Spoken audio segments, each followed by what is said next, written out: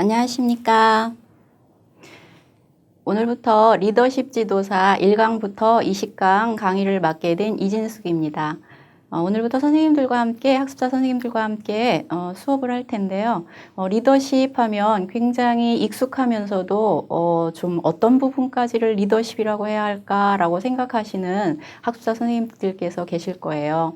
우리 리더십 지도사 같은 경우는 대학원에서도 그리고 대학 학부에서도 과목으로 들어가 있습니다. 자, 그럼 1강부터 보겠습니다. 자, 1강 조직과 리더십의 정의부터 오늘 알아보는 시간을 갖겠습니다.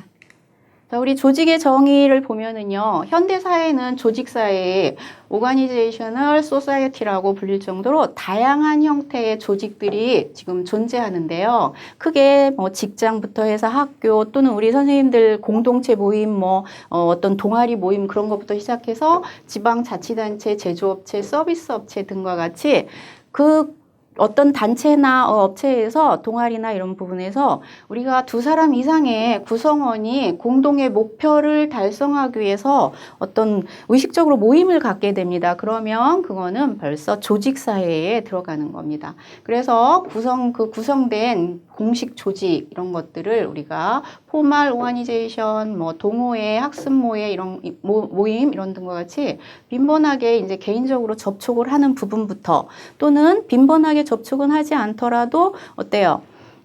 서류나 어떤 문서들로라도 다 조직사회는 형성이 되어 있다라면 그거는 조직으로 들어간다는 거죠. 또한 무의식적으로 형성되는 비공식 조직까지도 조직으로 다 정의된다라는 거를 우리 선생님들께서 아시면 좋겠습니다. 하물며 아파트 동모임, 100일 동모임, 100일 동모임 이런 것들도 우리 선생님들 가만히 보세요. 거기서 주도적으로 우리 언제 모일까? 이번엔 어디로 갈까? 그리고 하물며 어디에서 뭘 먹을까? 이런 것도 가만히 지켜보시면요. 수동적으로 따라가시는 선생님이 계시고 또 그 앞에서 주도적으로 자기의 의사 표현을 앞에서 계속 개진해 나가시는 분이 계세요. 그러면 자세히 지켜보면 거기서도 조직에서도 어때요? 리더십이 발휘되고 있는 거죠.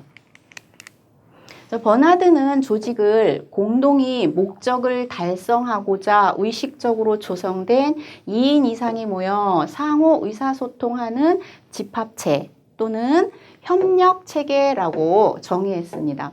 우리가 살아가면서 어떻게 꼭 공동의 목적을 달성하기 위해서 모이기만은 할 수는 없는 상황이 생기기도 합니다. 가끔은 이제 나이가 들었으니까 말씀드리자면 어디 가가지고 우리 먹자게 하시는 분들도 계시고요. 하물며 또 어디서는 또 그것만 꼭 하는 건 아니죠. 골프 치러 다니는 거 모임처럼 어떤 골프계를 한다든지 어떤 사소한 건 같지만 가만히 보면요. 그 안에서도 굉장히 감정들의 역동이 일어나면서 누가 조금 더 주도적으로 자기가 유리한 쪽으로 하고 싶은 대로 그거를 지도해 가는지 또 그거에 대해서 누군가는 반발을 하기도 합니다. 그렇기 때문에 어떤 때는 이 공동의 목적이 서로 상반돼서 어때요? 감정의 골이 깊어지기도 하기도 하죠. 그런 것들도 잘 어떻게 조율할 것이며 저 사람한테는 어떤 특성이 있고 어떤 부분은 굉장히 발달됐구나 하는 것들을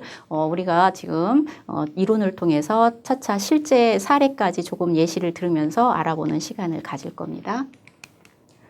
자, 리더십이란 어떤 것인가부터 한번 정의를 보겠습니다. 자, 사람에 따라 사용하는 의미에서 커다란 차이가 있다라고 먼저 짚고 넘어가겠습니다. 자, 복합적이고 다차원적인 의미로 사용되는 리더십은 14세기 리더라는 말부터 나왔어요. 그러나 이제 19세기에 와서는 리더십이라는 용어로 사용되기 시작을 했고요. 가장 발달되기 시작한 거는 이제 20세기 초반 들어와서부터입니다. 그래서 리더십이 체계적으로 연구가 되기 시작했어요. 그러다 보니까 굉장히 사람들이 리더십에 대해서 갑자기 열풍처럼 아이들을 다 주도적인 아이로 또 어떻게 보면 조금 더 앞에서 이끌어가는 아이들로 조금 더 선생님들께서 욕심을 내실 수도 있으신데요. 자, 가만히 생각해 보면 우리도 다 반장하고 줄반장하고 회장하고 부회장, 부반장 다 한 거 아니지 않습니까? 그러나 어때요? 우리는 소소한 하나의 가정에서도 부부와 자녀가 있는 그 핵가족 가족에서도 누군가는 주도적으로 앞에서 이끌어가는 리더자가 있다라는 거죠. 그렇다면 우리 조금 이 리더십 지도자 자격증을 어렵더라도 조금씩 알아가면서 이런 부분들에 대해서 제가 설명을 조금 더 깊이 있게 드리도록 하겠습니다. 자, 우리 파워라는 게 나왔죠. 리더자는 파워가 있습니다. 파워가 없으면 말에 설득력이 없고요. 설득력이 없으면 상대방들한테 영향력을 끼치지 못하기 때문에 그 사람의 말을 따라서 추종해 가듯이 이렇게 쭉 따라가야 되는데 가지를 않고 꼭 이렇게 삐그적하고 옆으로 가면서 이쪽이 옳은가 이쪽이 옳은가 뭐 찬반을 하는 거는 아닌데 항상 의사들이 어때요? 상반될 때 그 모임에 문제가 발생하죠. 그래서 리더십의 정의에서 중요한 건 사람의 마음을 움직일 수 있는 진정성도 있어야 되고요. 설득력도 있어야 되고요. 영향력도 있어야 되고 신뢰성도 있어야 됩니다. 그런 부분들이 이제 힘이다라고 정의 내리고 있는 겁니다. 그래서 리더십이란 일정한 상황에서 목표 달성을 위하여 개인이나 집단의 행위에 영향력을 행사하는 과정이다라고 정의 내리고 있습니다. 우리 2차 세계대전 때 전차부대 패튼 장군 아시죠? 그 사람은 이렇게 얘기했어요. 리더십이란 부하들로 하여금 불가능한 일을 가능하게 만드는 스킬, 기술이다라고 정의를 내립니다. 즉 리더십은 리더가 무슨 일을 하든 다른 사람의 마음을 얻는 능력을 가리킨다라고 하는 거죠. 우리 선생님들 가끔 그런 얘기 하잖아요. 참 사람 마음을 얻기가 힘들어. 그리고 사람 마음을 알 수가 없어.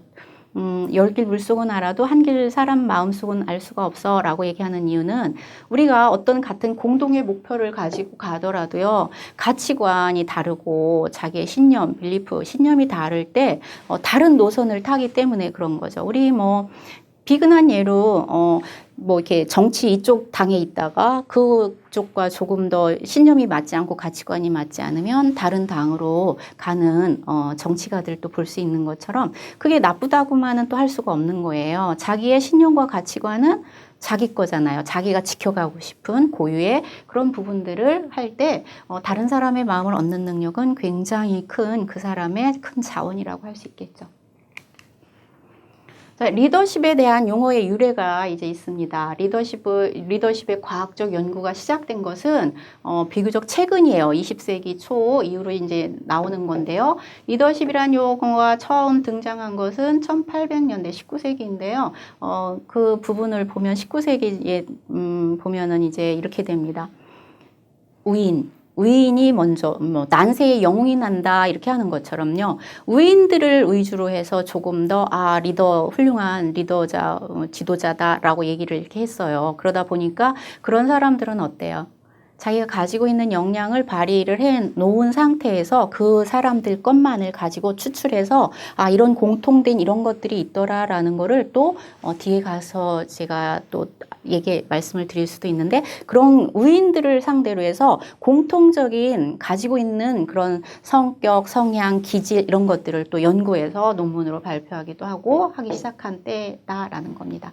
자, 당시의 리더십 개념과 오늘날의 리더십 개념이 동일한지는 알 수 없다라고 백기복, 신재국, 김정훈이 2009년에 말을 했는데요. 오늘날 리더십이란 용어는 리더의 자의 그 통솔력 그리고 지도력, 영향력 등과 유사한 개념으로 통용되거나 권력, 관리, 통제 등의 용어와 명확하게 구분되지 않은 채 학술적 전문 용어로 자리를 잡고 있다라고 용어가 지금 조금씩 유래가 나오고 있는 겁니다.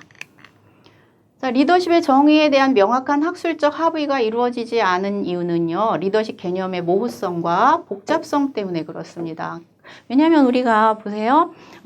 그 우인 이론을 했는데 그 시기가 조금 지나자마자 1900년대 초에는 이렇게 얘기를 하는 거예요. 우인 이론이라기보다는 우리가 보니까 리더자들은 집단을 형성하면서 집단에서 그 안에서 또 누군가가 주도적으로 이끌어가는 사람이 리더자인 거지 라고 하면서 그게 집단 이론으로 발전을 합니다. 그랬더니 또 집단 이론이 또 어느 정도 활성화가 되려나 하고 있는데 1930년대를 기점으로 해서 그게 아니다. 특성 이론이다 라고 또 학자들이 막 주장을 하는 거예요. 특성 이론이라는 건 뭐냐면 애초에 조금 나은 사람은 태어날 때부터 가지고 그런 기질들, 지도자의 기질을 리더자의 충분한 기질들을 다 가지고 태어나더라라고 얘기를 하는 거예요. 그러니까 무슨 소리야 그러면서 40년대 50년대를 넘어가면서 그건 아니야. 학습 이론에 조금 더 비중을 줘야지라고 하는 겁니다.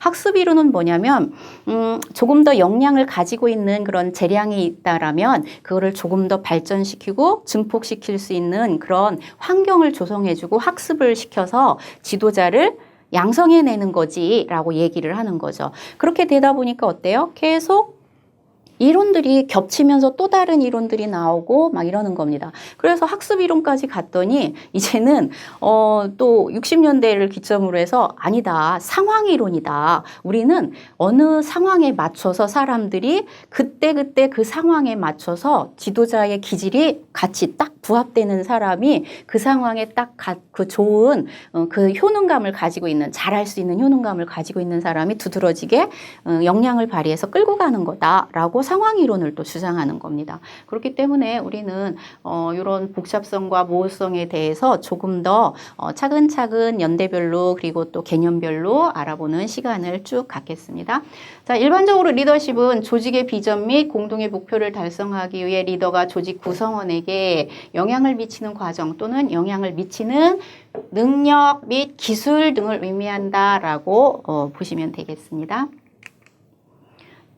리더십에 대한 정의로 다시 리더십을 공부하는 학자의 수만큼 제가 그랬죠. 앞에서부터 쭉 우인이론, 집합이론, 학습이론, 특성이론 쭉 얘기한 거잖아요. 상황이론 이런 부분들에 대해서 얘기하는 학자가 굉장히 많다라고 얘기하고 있는 겁니다. 많다라는 누가 스토그딜이라는 사람이 이렇게 지적한 바와 같이 학자들의 관점에 따라 다양한 정의가 가능한 것도 리더십 정의에 대한 학술적 합의를 어렵게 만드는 가장 큰 이유 중 하나더라라고 얘기하고 있는 겁니다. 스토그딜에 대해서도 뒤에 가면 상세하게 설명을 하고 이 사람에 대한 주장에 대해서 알아보는 시간을 가질 겁니다. 자, 리더십 용어를 정의한 학자들 조금 이렇게 개념적인 것만 정의한 것만 좀 가져왔어요. 여기 나와 있는 사람들은 뒤에서 쭉 한 번씩은 다루어 줄 겁니다.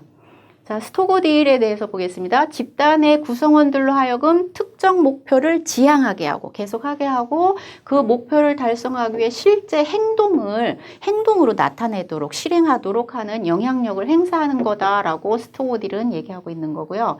베니스와 나누스는 구성원에게 비전을 제시하고 구성원의 능력 발휘, 이거 중요한 거예요. 조직의 구성원 하나 한 명을 어떤 능력을 가지고 있는 부분을 조금 더 활성화시켜서 그 사람들과 같이 가는 이 부분은 가끔은 이제 뭐예요? 수평적인 리더십을 가지고 있는 겁니다. 나한테 없는 이런 부분을 가지고 있구나 하고 앞으로 이렇게 같이 가고 있는 부분까지도 이론에 접목되는 주장한 부분이 있습니다. 통해 그 비전을 실현하게 하는 리더의 기술이다라고 얘기합니다. 자, 베스는 구성원들의 변화를 도모하고 구성원들이 조직의 목표를 달성하도록 비전을 창출하고 그거를 선포해서 알게 해서 서로 같이 같이 변화를 도모해 가는 겁니다. 자, 타나바움은 커뮤니케이션 과정을 통하여 행사되는 것으로서 주어진 상황에서 구체적인 목표의 달성을 통해서 계속 목표 달성이 나오죠. 행사되는 여기 중요한 거예요. 대인적 사람에 대한 영향력이라고 얘기하고 있는 겁니다. 우리가 살아가면서 사람들한테 영향을 끼치는 거는 어때요? 굉장히 그 사람에 대한 역량이 훌륭하다라고 인정한다라는 거죠. 그 사람을 존중해주고 그 사람의 능력을 존중한 것만 아니라 어때요? 그 사람에 대해서 실력을 충분히 발휘할 수 있도록 우리가 밑에서 밑받침을 내가 같이 해줄게, 도와줄게 하는 그런 부분입니다. 그래서 대인적 영향력은 굉장히 중요한 겁니다. 그러나 가끔은 어때요? 너무 영향력을 발휘하는 사람이 한 곳에 집중적으로 모여 있다 보면은, 그래서 옛말이 있죠. 사공이 많으면 배가 산으로 간다라는 말이 있죠. 영향력을 발휘하는 지도자들도 조금은 조율을 할 때는 또 할 필요성이 있겠죠. 자, 그린버그와 바톤은 한 개인이 조직 또는 집단의 목표를 달성하기 위해 다른 구성원에게 영향을 미치는 하나의 프로세스, 과정이다라고 얘기를 하고 있는 겁니다. 자, 다수의 연구에서 발견되는 공통점들이 이제 나오기 시작을 합니다. 정의에서 봤더니, 그래서 봤더니 리더십은 하나의 공동 목표를 해서 가는 과정이더라, 프로세스 과정이더라 라고 얘기하고 있는 거고요. 리더십은 영향력과 관계가 크더라, 있다라고 얘기를 하고 있는 겁니다. 설득을 할 수 있고 그 사람의 마음을 산다는 건 뭘 끼친 거예요, 벌써? 그 사람의 언어와 언행에 대해서 설득을 당했다는 건, 아, 그럴 수 있구나 라고 어떤 통찰, 깨달음을 주면서 영향력을 끼치고 가고 있는 거죠. 자, 리더십은 집단 상황에서 발생한다라고요. 혼자는 리더십을 발휘하고 싶어도 나를 뒷받침해주는 구성원이 없잖아요. 그러니까 2인 이상이 공동의 목표를 달성하기 위해서라는 정의가 들어간 거겠죠. 그래서 집단 상황에서 발생한다라는 겁니다. 리더십은 목표 달성을 위한 과정이다라고 얘기했습니다. 우리 선생님들께서 보세요. 리더십을 발휘하는데 제가 가정으로 한다면 자녀를 키우기 위해서 공동의 목표 달성을 위한 뭐가 생겨요? 하나의 비전이 제시되는 겁니다. 엄마도 아빠도 그거에 대해서 호응을 해야죠. 같이. 그런데 엄마도 아빠도 의견이 확 나뉘어진다면 공동의 목표가 아니잖아요. 그래서 그것 때문에 뭐가 생겨요? 자녀 교육에 트러블이 생기고 그 트러블, 하나의 작은 트러블이 나중에는 커지고 2개의 트러블, 3개의 트러블이 생길 수도 있다는 겁니다. 그래서 이 리더십에 대해서 조금은 여러 가지 리더십이 있는 그런 부분들을 이론적으로 선생님들께서 요번에 그 24시까지 쭉 보시면서 우리 집은 남편은 이런 거고 나는 이런 거고 그리고 나의 부인은 이런 리더십의 기질이 있고 나는 이런 리더십의 기질이 있다면 이것들을 조금 더 효율적으로 어떻게 조합을 할 것인가 라는 거를 접목할 수 있는 그런 시간이 되면 저도 좋겠습니다. 자, 리더십과 인기영합주의에 대해서 보겠습니다. 인기영합주의, 포퓰리즘에 대해서 조금 알아보는 시간을 가질 거예요. 자, 리더십은 사람의 마음을 움직이는 힘, 파워지만 그렇다고 단순히 대중의 인기에 영합하는 포퓰리즘은 아니라는 것이다 라는 거예요. 이게 포퓰리즘은 어때요? 그냥 이렇게 얘기하면 그 사람의 마음을 얻는 게 굉장히 중요하고 필요하구나라는 것까지 벌써 알고 있는 상황에서 자기한테 좀 더 유리하게 하기 위해서 어때요? 좀 바깥에 드러나는 부분을 그걸 우리 이렇게 얘기하면 쇼맨십이라고 해야 할까요? 좀 쇼맨십에 조금 더 치중하는 거예요. 조금 더 엘리트적인 곳에 치중을 하는 게 아니라 쇼맨십 밖에 노출되어지는 부분. 그러니까 자기의 어떤 다른 부분은 어때요? 알면 나한테 불리하겠구나 하는 것들은 딱 가려놓고 상대방들이 원하는, 조직 구성원들이 원하는 그런 눈높이에서 하는데 어때요? 나중에 보면은 조금 더 굉장히 좋은 건 줄 알았더니 나중에 보니까 우리 옛말에 있는 것처럼 빛 좋은 개살구였구나 라는 것을 나타나게 하는 부분이 인기영합주의에 같이 딱 맞아떨어지는 부합되는 부분입니다. 그걸 이제 포퓰리즘이라고 표현하기도 합니다. 자, 많은 정치 지도자들이 권력과 대중의 지지를 얻으려고 겉모양만 보기 좋게 개혁을 내세우는 거죠. 그래서 우리 정치가들이 가장 많이 하는 게 뭐예요? 내가 뭐 이 구를 위해서 뭐를 해주고 막 이렇게 정치 공약을 하기도 합니다. 물론 다 달성하기도 하지만 또 하다 보면 다른 또 세력 때문에 그게 좌절되기도 하는데 항상 또 조직의 그 구민들은 뭐라고 얘기해요? 그거 해준다고 해서 뽑았더니 안 해주고 막 이런. 그러니까 사람이 하는 일이라는 것들이 항상 잘 가고 있다가도 외부의 어떤 외압에 의해서 그 길이 꺾어질 수도 있고 또 그런 부분 때문에 어떻게 해야 돼요? 다시 재조정, 목표 달성을 재조정해야 될 때도 있다라는 거죠. 그래서 우리가 조직 사회에서도 또는 소사회, 작은 사회, 그것도 어디예요? 뭐 가족들 또 대가족들이 모여서 있을 때도 하나의 뭐예요? 공동체잖아요. 그때도 어떤 부분을 잘 뭐 추진해 가다가도 또 다른 사람의 의견이 들어온다면 그거를 또 잘 수렴해서 조정을 해 나갈 수 있는 부분들도 다 그게 리더십에 들어가는 거예요. 그런 부분들은 이제 변혁적 리더십이다라고 얘기를 하죠. 자, 그러나 그들은 대중이 진정으로 원하는 합리적인 개혁보다는 권력 획득이나 유지에만 몰두한다라고 얘기하는 거죠. 자, 이런 부분들을 우리가 뭐라 그러냐면 권력지향적 리더십이다라고 얘기를 해요. 그래서 우리 리더십에는 권력지향적 리더십이 있고 민주적 리더십이 있고요. 방임주의적 리더십이 있습니다. 그래서 자녀를 키울 때 선생님들 가만히 지켜보면요. 권력지향적 리더십을 발휘하는 집안의 자녀 아이들은 굉장히 자기의 의사 표현을 하는데 조심스러워하기도 하고 나중에는 아예 말문을 닫아버리기도 하고요. 왜냐하면 얘기해봤자 아무 소용이 없어. 우리 집에서 조금 우리를 이렇게 리더해 나가는 부모님 중에 누군가가 조금 더 권력적으로 이렇게 내가 하는 게 옳아. 내가 그래도 많이 살았고 내가 많이 해봤고 나는 실패를 겪으면서 지금 이 나이까지 왔으니까 니네는 그런 실패를 하지 말라고 지금 내가 알려주는 거잖아. 이렇게 하면서 굉장히 자기에 대한 어떤 그런 의사표시를 굉장히 아주 뭐랄까 아이들한테 그대로 따라만 오라고 전달을 하는 가정에서는 아이들이 조금 더 자존감이 떨어질 수도 있다라는 부분을 조금 아시면 좋겠어요. 그러나 또 민주적인 또 리더십을 발휘하는 부분에서는 아이들은 굉장히 자유롭게 표현할 줄 알고 자기가 어떤 부분을 선택하고 좋을 줄도 알고라는 부분이 있다면 또 방임적 리더십을 지향하고 있는 집에서는 아이들이 갈팡질팡하는 것뿐만 아니라 어떤 생각까지 하냐면 우리 집은 나한테 관심이 없어 이렇게까지 가다 보면 조금 더 외부에서 오는 어떤 그런 위험 어떤 그런 상황에 조금 더 빠르게 흡수될 수 있는 그런 위험 요소를 같이 가지고 있기도 한 겁니다. 리더십과 인기영합주의 또 더 이제 2번 보면은요, 대중의 마음을 얻는다는 측면에서 보면 리더십과 포퓰리즘은 유사한 측면이 있으나 진정성 측면에서 보면 커다란 차이가 있다라는 겁니다. 그래서 우리는 여기서 진정성이라는 거는, 우리가 이렇게 생각하면 돼요.